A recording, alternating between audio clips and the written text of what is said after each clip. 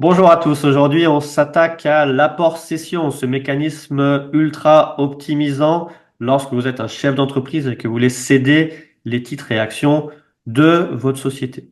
On va voir quel est ce montage qui va vous permettre, selon une certaine structuration, d'optimiser, voire d'annuler votre plus-value qui aurait été imposable dans le cadre de la cession. Et justement, on va voir quelles sont les conditions à respecter, les obligations potentiellement de réinvestissement économique et on va détailler tout ça avec Maître Nicolas Rosenbaum, avocat fiscaliste au barreau de Paris, avec qui on avait déjà échangé sur le pacte du Trail, et également avec Jonathan Resberg, qui est conseiller en gestion de patrimoine, également à Paris. Donc c'est parti pour la présentation de ce mécanisme.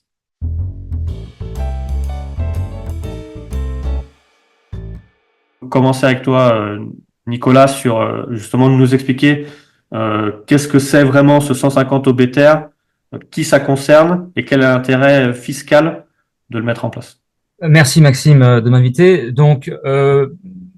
Pour moi, il y a principalement deux catégories de chefs d'entreprise qui sont susceptibles d'être intéressés par ce mécanisme du 150 obétaires. Alors, on a d'abord la première catégorie de dirigeants qui souhaitent tout simplement mettre leur société sous une holding. Alors bon, il y a plusieurs raisons pour ça. On va pas dans cette vidéo détailler toutes les raisons, mais une des raisons de vouloir constituer une holding, ça peut être par exemple de faire circuler la trésorerie entre sa société commerciale et une société patrimoniale. Donc c'est une des raisons. Donc voilà la première raison. Et puis la deuxième raison, moi je vais conseiller ce mécanisme aux dirigeants qui souhaitent à plus ou moins long terme céder son entreprise. Euh, Pourquoi? Parce que aujourd'hui, si un dirigeant souhaite céder son entreprise, il va avoir le choix soit de céder ses parts, donc il cède ses parts, il va être à ce jour soumis à la flat tax de 30% sur la plus-value. Alors, il peut opter pour le barème progressif de l'impôt sur le revenu. Il y a aussi d'autres mécanismes dans certains cas qui peuvent s'appliquer, mais quoi qu'il en soit, il va payer de l'impôt dessus. Et après, cet argent, donc ce qui va en rester, il va pouvoir en jouir comme il le souhaite, il va pouvoir notamment s'il le souhaite réinvestir. Mais on voit bien que sa capacité de réinvestissement va forcément être limitée puisque il aura payé l'impôt dessus.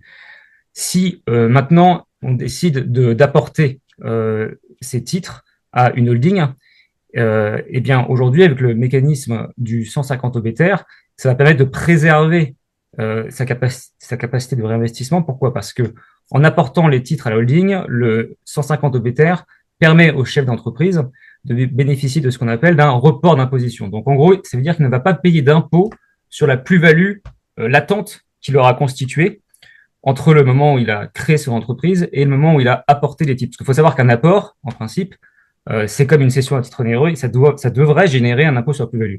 Là, le législateur nous dit non, il y a un report d'imposition. Donc, en gros, cette plus-value, elle est figée, elle est comme mise au frigo et elle sera imposée plus tard. Et lorsque certains événements qu'on va détailler se produiront. Et lorsque la holding va recevoir les titres, elle sera libre de les céder, on va en parler. Et si elle les cède, elle va potentiellement payer un impôt sur la plus-value, mais cet impôt sur la plus-value sera forcément limité, puisque pour le calcul, en tout cas, elle sera limitée si jamais la cession a lieu peu de temps après. On va en parler un peu de toutes ces questions de timing, c'est important. Et si la cession a lieu peu de temps après, vu que pour la plus-value, on tient compte pour le prix d'acquisition de la valeur des titres apportés, si la cession a lieu peu de temps après, ben forcément la plus-value sera plus faible. Alors, il faut savoir que ce mécanisme dit d'apport-cession, il était très utilisé jusqu'en 2013, il est extrêmement intéressant, puisque jusqu'en 2013, il n'y avait pas de report d'imposition, c'est-à-dire qu'on ne constatait même pas de plus-value. Il y avait ce qu'on appelle un sursis d'imposition, donc en gros, il ne se passait rien, on ne constatait rien. Le dirigeant apportait les titres à sa holding, et la holding cédait peu de temps après, donc en fin de compte, la holding ne payait pas d'imposition. Et donc, en fin de compte, le seul moment où le contribuable payait un impôt sur la plus-value latente au moment de l'apport de ces titres, c'était lorsqu'il cédait les titres de la holding. Là, à ce moment-là, effectivement, pour le calcul de la plus-value, on tenait compte du prix d'origine des titres apportés à la holding. Donc, c'est à ce moment-là qu'il y avait un rattrapage. Euh, mais si le contribuable ne cédait pas les titres de la holding, il n'était jamais imposé. La holding cédait sans plus-value. Et donc, l'administration fiscale, ça ne lui plaisait pas trop ce schéma. Donc, elle pouvait parfois attaquer sur l'angle de l'abus de Ah, mais droit. ouais. Voilà. Mais en 2013, le législateur est intervenu pour mettre un terme à ce genre de schéma en, en appliquant non plus un sursis, mais ce fameux report qui s'applique du coup. Donc, le report tombe, notamment lorsque la holding va céder les titres reçus en échange euh, avant un délai de 3 ans et que la holding ne réinvestit pas au moins 60% ou ne prend pas l'engagement dans les 2 ans de réinvestir au moins 60% du prix de cession. Voilà le principal intérêt de ce mécanisme de 150 OBTR. Donc ça, Jonathan, je pense, nous expliquera en détail comment on peut réinvestir. Mais pour terminer ce propos introductif, justement, ça permet, ce genre de schéma, d'augmenter la capacité de réinvestissement du chef d'entreprise. Voilà, et en plus, c'est formellement marqué, enfin, c'est vraiment là dans la loi, c'est plus avec des questions d'interprétation, Exactement. du droit, etc. Donc, il suffit de suivre ce qu'il y a dans la loi et de respecter les conditions pour utiliser cet outil optimisant. Comme Exactement. tu l'as dit, effectivement, on va apporter les titres de sa société à sa holding, donc à une société qu'on contrôle, pour bénéficier du report d'imposition au titre du 150 OBTR. Et derrière, normalement, ce report est maintenu, sauf si on fait certaines opérations, et notamment si la holding vient à céder les titres perçus euh, sous un délai de 3 ans. Et là, Exactement. on peut échapper justement à faire tomber ce report s'il y a ce réinvestissement économique. Exactement. De 60%, donc la holding doit s'engager à réinvestir 60% effectivement du prix de cession dans les 2 ans de la cession. Tout à fait. Et du coup, là, sur ton rôle en tant qu'avocat fiscaliste, comment sur les clients, comment sur les étapes de mise en place, si tu sais que tu as un chef d'entreprise qui là va avoir une cession à faire, donc soit de son entreprise ou soit sur des actions, sur des parts et actions euh, qui ont une valeur assez importante, sur voir est-ce que c'est vraiment intéressant de passer par ce montage, est-ce qu'il faut passer par la flat tax, est-ce que on fait un peu des simulations ou Effectivement, mon rôle effectivement d'avocat fiscaliste, ça va effectivement faire un point avec le client pour voir le schéma dans son ensemble, pour savoir si effectivement c'est intéressant. Évidemment, il faut que le chef d'entreprise euh, soit intéressé quand même par une volonté de réinvestissement. En tout cas, si s'il entend la céder à court terme, s'il veut du cash tout de suite pour lui pour profiter de la vie sans réinvestir. Moi, personnellement, je suis pas trop pour ce genre effectivement de schéma.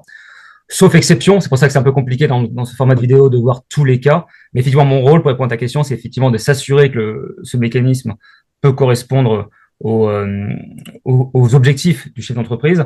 Sachant qu'un point également, c'est que euh, je disais tout à l'heure que c'est un mécanisme qui s'applique aux apports de titres. Donc, le principe, c'est qu'on apporte des titres de sa société et en échange, on reçoit des titres. Il faut savoir qu'il peut y avoir une soulte qu'on peut recevoir, donc du cash également, donc, dans une certaine limite. Hein. Il ne faut pas que cette soulte excède 10% de la valeur nominale des titres reçus. Voilà. Si cette condition est réunie, effectivement, il peut y avoir un report d'imposition. Alors, naturellement, il y aura une plus-value qui sera imposée à concurrence du montant de cette soulte. Mais voilà, ça peut être aussi un élément pour dégager un peu de cash. Et puis après, mon rôle d'avocat aussi pour répondre à ta question, ça va être évidemment pour autant que le client décide d'aller dans cette voie-là, moi, mon rôle, ça va être d'assurer évidemment le suivi des obligations déclaratives parce qu'elles sont effectivement assez important. importantes. Voilà. Il y en a au moment de l'apport, tout en régime de croisière et jusqu'à l'élément en fin de compte qui déclenche la fin du report. Et puis en amont, effectivement, voir avec le commissaire aux apports, puisque effectivement, il faut faire un traité d'apport, prendre un commissaire aux apports qui va s'assurer que les titres apportés, leur valeur correspond au moins à la valeur des titres reçus en échange. Euh, Vérifier, enfin, faire une tenue d'assemblée générale extraordinaire pour constater l'augmentation de capital, etc. Et donc, ce qui arrive très souvent, effectivement, il y a on va prévoir ce mécanisme dans le cadre d'une cession à un tiers de la société. Donc, on va passer par cet apport à la holding. Et la holding, derrière, va céder très rapidement les titres de la société apportés. Et là, normalement, on fait tomber ce report d'imposition. Sauf si on a ce Hmm. réinvestissement économique. Exactement. Exactement. Il y a plusieurs, effectivement, plusieurs événements qui font tomber le report. Donc, on en a parlé, la cession avant 3 ans, en l'absence de réinvestissement à hauteur de moins 60%. Mais il y a également, comme avant 2013, la cession des titres de la holding. Euh, il y a également aussi le rachat, l'annulation des actions, des titres reçus en échange, le remboursement, le transfert en dehors de France qui peut faire sauter le report. Voilà, voilà, exactement. Et donc du coup, Jonathan, pour passer sur ton côté, c'est souvent une question qui est posée, c'est en fait qu'est-ce qu'il faut réinvestir et l'erreur à ne pas faire justement sur cette question de 60% du prix de cession, de la plus-value. Voilà, qu'est-ce qu'on entend sur les questions de réinvestissement économique, sur quel support et notamment qu'est-ce qu'il faut réinvestir en tant que tel. Alors moi, ce que je vois, c'est que 99% des clients remploient les 60% issus de la session.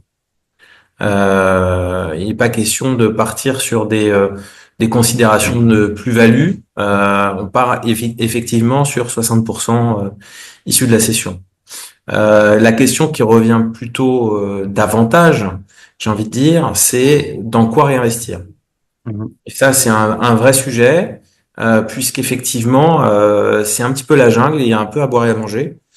Et l'idée, effectivement, c'est d'être vraiment sur des fonds qui sont éligibles au 550 obétaire et de ne pas se cantonner au secteur franco-français, plutôt d'aller sur des pays qui sont membres de l'OCDE, donc avoir un spectre d'investissement le plus large possible. Euh, avec un horizon d'investissement qui est également de l'ordre de 5 à 8 ans. Et effectivement, sur les questions, en fait, il y a toute une liste sur ce qui est éligible en réinvestissement économique. Donc, on peut investir dans des sociétés, dans des moyens économiques pour la société, et aussi sur certains supports, type des fonds. Et effectivement, c'est pas forcément que en France.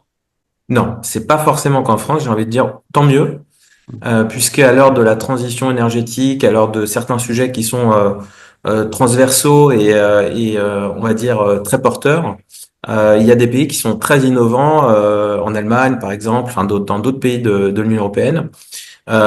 Et c'est pour ça que moi j'encourage au niveau des secteurs d'investissement à aller sur une tendance assez généraliste où on va trouver des fonds qui sont orientés vers la santé, vers l'énergie.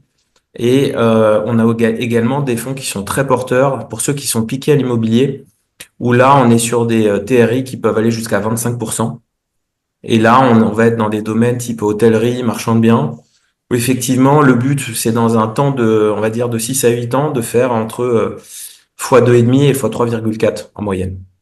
Donc, parce qu'il faut rappeler qu'effectivement, c'est bien capé sur dans quoi on peut réinvestir. Euh, Mhm.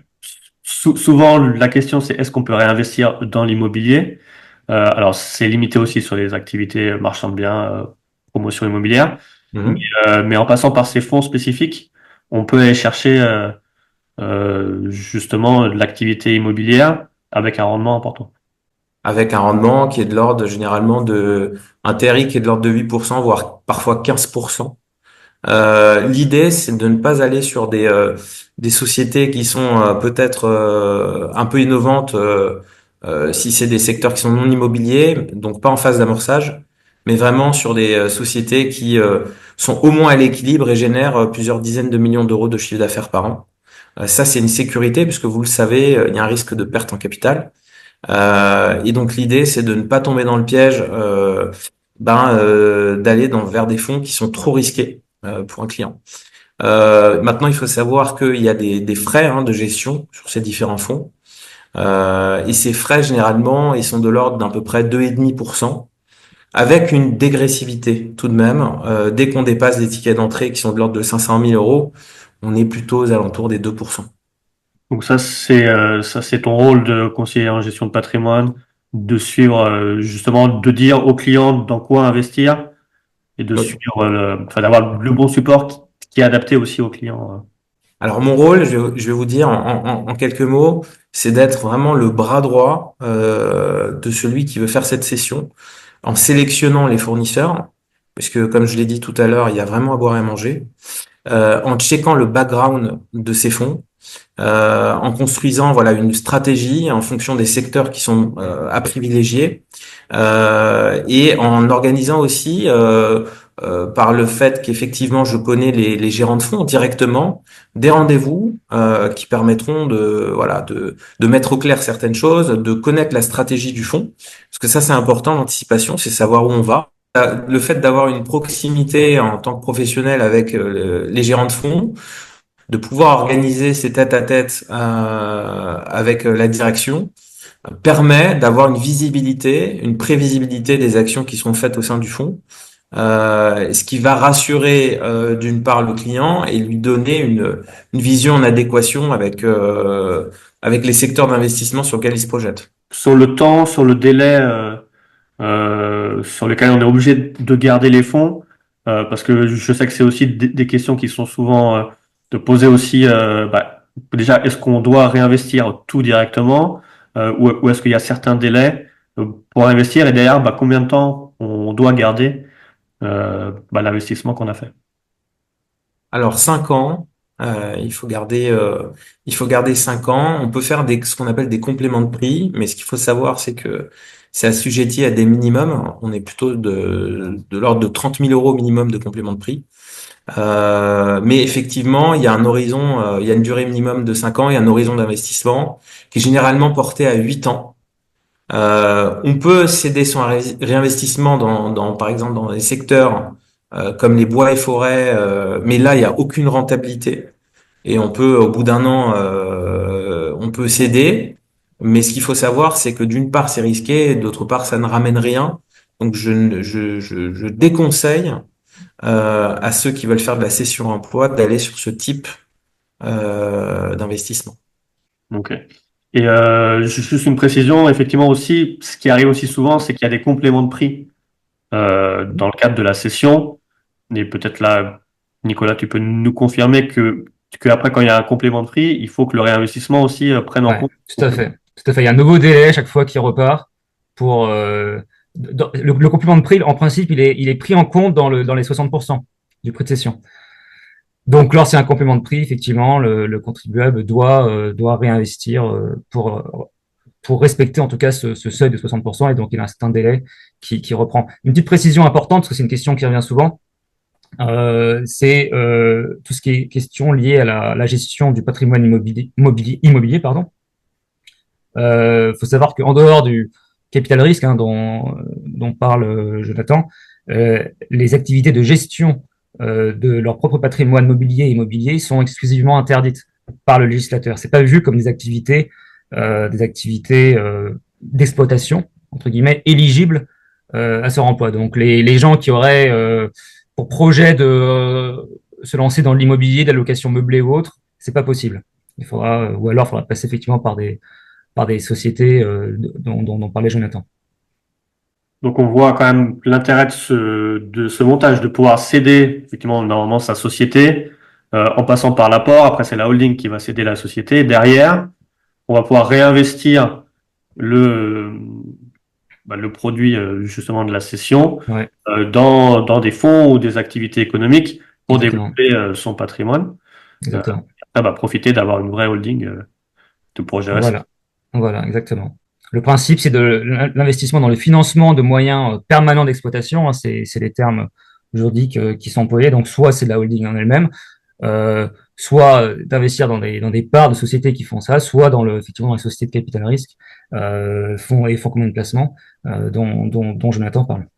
Voilà. Donc, il faut être bien entouré par son Voilà. avocat fiscaliste et son CGP pour pouvoir, du début jusqu'à la fin, suivre justement toutes ces conditions. Mais effectivement, comme tu l'as dit, Nicolas, le régime, on va dire, c'est simplifié du fait que là, c'est vraiment prévu par le législateur, qu'il n'y a Ouais. plus de question d'abus de droit, etc.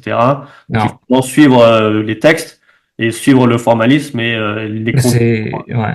C'est toujours l'avantage et l'inconvénient des longs textes législatifs, hein. Mm. C'est l'avantage, effectivement, on est un peu plus serein en termes on sait un peu plus ce qu'on doit faire pour éviter l'abus de droit, parce qu'avant, c'est vrai qu'il y avait vraiment cette épée de Damoclès de l'abus de droit qui qui nous pendaient un peu. Euh, Là, maintenant, effectivement, le texte est beaucoup plus précis. En revanche, il ne faut pas se rater. Il ne faut pas rater une Oui. condition et l'administration va évidemment pas faire de cadeau si une des conditions n'est pas remplie. Disons que c'est une situation, enfin, une solution simple pour optimiser son patrimoine qui doit être regardée aussi entre la personne Mm. qui veut réinvestir la totalité, on va dire, du produit de cession ou jouer un peu avec du cash pour s'acheter sa maison principale ou etc. Voilà. Et en plus, on peut coupler avec d'autres techniques, on va dire avec la donation, etc. Ouais, Il y a d'autres tout à fait. de possibilités complémentaires avec d'autres engagements de conservation Ouais, tout qui à peuvent fait. s'ajouter. Tout à fait, tout à fait. Il est possible de donner d'ailleurs les titres, hein, une fois qu'ils sont les titres apportés. Enfin, les titres reçus à l'échange peuvent être transmis à un donataire, hein, qui aura. Alors, petite précision quand même, ce texte de report s'applique lorsque le l'apporteur contrôle la holding. Donc, qu'il ait au moins notamment 50% des parts. Alors, il peut y avoir aussi d'autres conditions, mais l'idée, c'est qu'il y a un contrôle. S'il ne contrôle pas, on n'est plus dans le report et dans l'ancien sursis, du coup, dont je parlais tout à l'heure. Et donc, je disais qu'effectivement, les parts peuvent être données, c'est le donataire, s'il contrôle la holding toujours, eh bien, c'est sur lui que posera ces nouvelles obligations. Bah c'est parfait. Je pense qu'on a bien fait le tour sur l'intérêt du montage et après dans quoi réinvestir. Pour tous ceux qui vont voir la vidéo, je vous renvoie, vous aurez les liens en description vers Nicolas et Jonathan pour vous aiguiller à la fois sur la question mise en place de la structuration et aussi sur la question de réinvestissement. Vous aurez tous les liens et puis leur mail en description. Et voilà, je vous remercie de nous avoir présenté ce mécanisme. Avec plaisir. Et d'ailleurs, je vous rappelle également qu'on avait déjà fait une vidéo avec Nicolas sur le pack du trail et je vous y renvoie pour justement bien suivre l'actualité Ouais. de pack du trail. Merci beaucoup. Merci. Merci.